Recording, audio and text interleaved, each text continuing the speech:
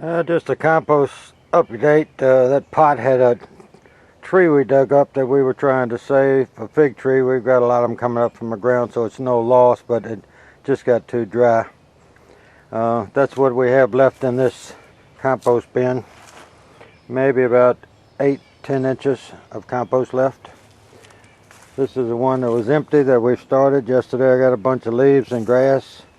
There's enough green matter in here to make it work. You can see the grass. You can see that most of my compost here at my home comes from leaves and grass and some vegetative matter off of what we prune off the bushes and all. And one of the people that watched one of my videos a little bit back, I'll put it in the description along with their channel name. He said, do you have to cover a compost pile? Now that's an argument that you will get from a lot of people on compost. It's probably 50-50. Some might lean more toward covering and some don't. It's not do you have to cover it, is why would you want to cover it? Now I want to cover this because it's wet enough. And we've had a lot of rain this spring. And what I want to do is keep that rain out of here. Now this is already wet enough. Oh, look at that big worm. That ain't too bad.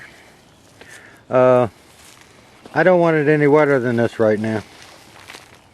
I'm gonna probably take the cover off in another week or so.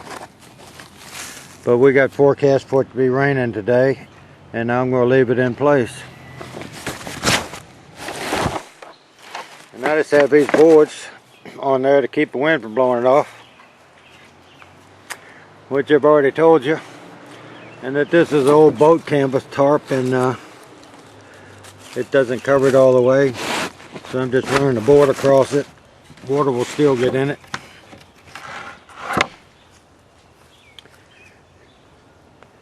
So we're really down to why do we cover? I'm covering it to keep the rain out. I don't want it to get too wet. If it gets too soggy, it's not going to work. If it gets too dry, it's not going to work. It's sort of a balance. The outside of that looks pretty dry, doesn't it? But it's on the outside, it's exposed to the air. The inside is where everything is happening. As this pile slowly comes up this year, all that's below it will no longer be dry because it can't get to the air to dry it out. Now most compost bins, I think the average everybody suggests is 4 feet square. This is about 4.5 feet square. And this is probably 4.5 feet tall. It's salt treated plywood on the back.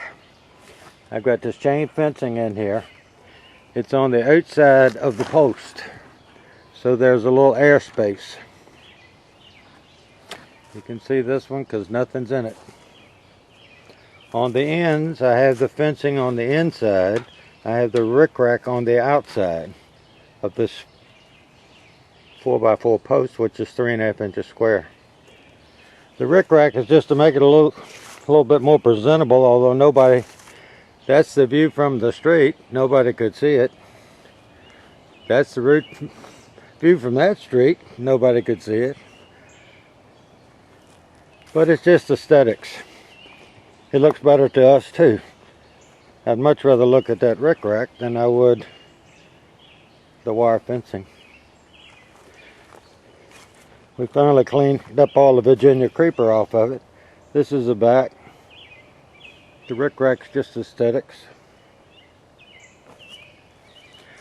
But back to covering it. In the wintertime, you'd have to cover it to keep the heat in, because I pick up a lot of leaves in the fall. When they start falling in late October, early November, I pick a ton of leaves up. Most of them I take to the river and put it on my garden in a trailer and in trash cans in the back of my truck. I usually go down there at least 4 trips, sometimes 5. We generally try to do it when we're going down there anyway, just to save on gas. But in the winter you'd want to cover it to keep the heat in so it would work. If you have a pile that was just, say, laying on the ground right there and spread out, it'll be real thin on the outside edges and usually pretty fat in the middle. you pretty much have to cover those to make it work. There's so much surface area to lose the heat from. And then what moisture you have in there, you can increase it by having a tarp on it. You can hold it and not lose it. And if it rains on one like that, it's just going to get really soggy on the edges, and if it rains a lot, it'll get soggy all over. And if it gets soggy, it's not really going to make good compost. So you can probably do all your little history on it and search and see what in the world you want to do with yours. Generally speaking, this is not covered except to keep rain out and to keep heat in the wintertime. Now I have one at the river. It's 30 feet long, 6 feet wide. It's not covered. There's no way you could cover it. It'll break down. It won't be as good a quality as this, but it'll still be good compost. And it gets dry and airy on the top.